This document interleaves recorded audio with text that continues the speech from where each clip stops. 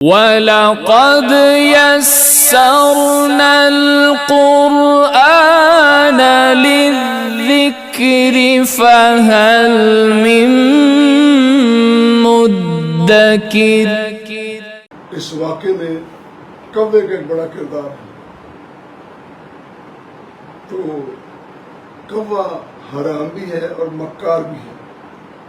یہ واقعہ بتا رہا ہے کہ کوا حرام تو ہے، ساتھ مکار بھی ہے۔ بڑے بڑے پرندے جانور مکار ہیں، لیکن یہ سب سے زیادہ، اسی لیے تو اس کو یہ ذمہ داری سونپی گئی ہے۔ جب اس نے قتل کر لیا، جس طرح اس کو ابلیس سکھاتا رہا، بہلاتا رہا، سکھلاتا رہا، وہ اس طرح کرتا گیا۔ اب انسان قتل ہو گیا، ایک مجرم بن گیا، دوسرا مقتول ٹھہرا، اب ابلیس کا کام ختم۔ اب وہ لاش پڑی ہے، اس میں بھی بڑے اسباق ہیں۔ وہ لاش پڑی ہے، زہر ہے، اس میں پڑی رہے گی، بدبو آئے گی، سڑان پیدا ہوگی، اور وہ انسان کی تذلیل ہوگی۔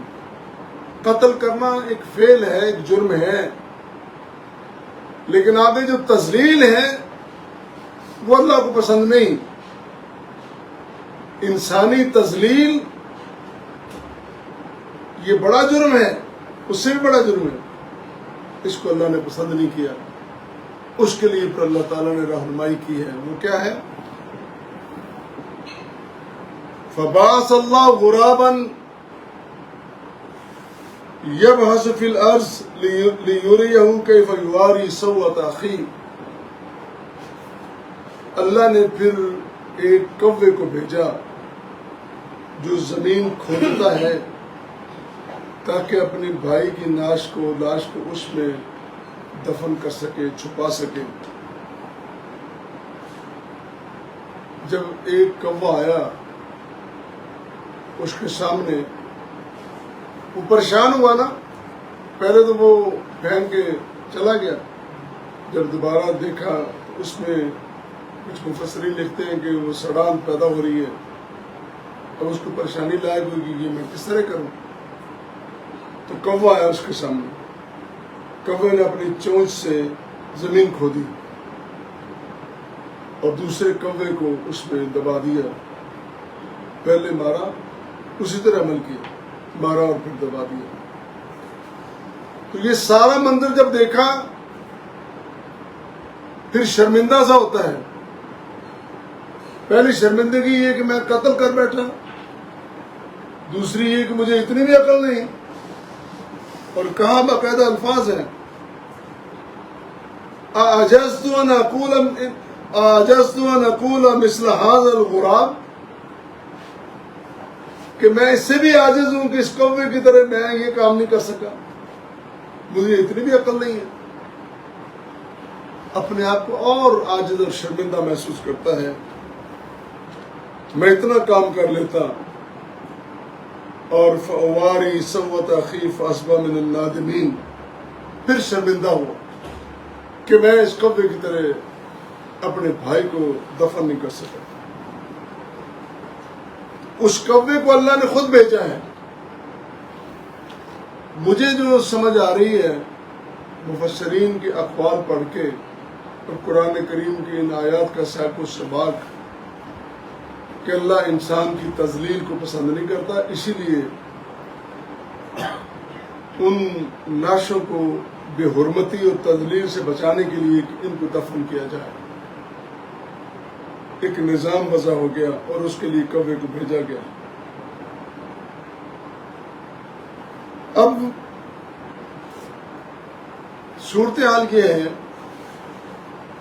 میں نے ساری باتیں، اسباب، واقعات بتا دی کہ اس طرح یہ سارا کچھ ہوا۔ نوجوان ہیں، قابیل بھی، حابیل بھی۔ حابیل کی عمر 21 سال بتائی جا رہی ہے، جوان عمر ہے، لیکن 21 سال ٹین ایج ہی بندی نا، قریب ہے نا۔ اتنی جوانی کی عمر میں بھی وہ اتنا سیاح اور عقل مند ہے کہ قتل کے درپے نہیں ہوتا، اصولوں کی پاسداری کرتا ہے، اور دوسرا اس میں ناکام ٹھہرتا ہے،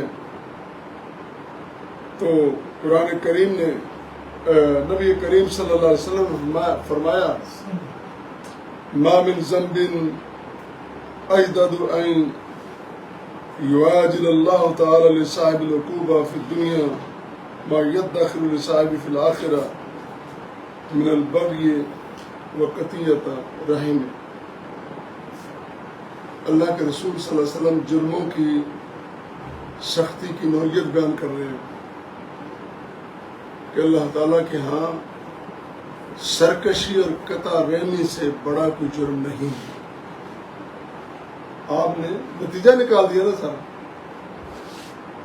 سرکشی، بغاوت، آئین سے، قانون سے، خاندان سے، اصولوں سے، سب سے بغاوت، اور پھر قطع رحمی، رشتے توڑنا، رشتے برباد کرنا، اور بھائی سے بڑھ کر کون سا رشتہ ہو سکتا ہے؟ فرمایا یہ بہت بڑا جرم ہے۔ آخری جملہ امام راضی نے لکھا ہے، اس کی صحت اور اس کے بارے میں تو آپ فیصلہ کریں گے۔ انہوں نے ایک جملہ لکھا ہے کہ پہلے تو اس نے قتل کروا لیا نا، وہ انسان کا پیچھا نہیں چھوڑتا، شیطان آخر تک، کہتے ہیں قبر کی دیواروں تک وہ پیچھا کرتا ہے۔ اس نے کہا تمہیں پتہ ہے، اس نے کہا کہ تمہیں پتہ ہے یہ تم نے جو قربانیاں دی ہیں، دونوں نے، تیری قربانی آگ نے اس کو کچھ نہیں کہا اور اس کی قربانی کو جلا دیا، یہ ایک معیار تھا نا قبولیت کا۔ اس میں اصل میں آگ بڑی طاقتور ہے، کس طرح لے گیا، ابلیس کس طرح اپنا گھر کرتا ہے، آگ بڑی طاقتور ہے، لہذا تجھے آگ سے تعلق بنانا چاہیے۔ تو اس نے اس کو آتش پرست بنا دیا۔ امام راضی نے بہت سارے واقعات، خوبصورت واقعات قرآن کریم کے، یقین جانیے کہ زندگی کی بڑی دبیز تہیں کھلتی ہیں۔ اللہ سے دعا کہ اللہ ہمیں توفیق دے، ہم اسی محبت اور مودت کے ساتھ قرآن پڑھتے رہیں اور عمل کی بھی اللہ توفیق عطا فرمائے۔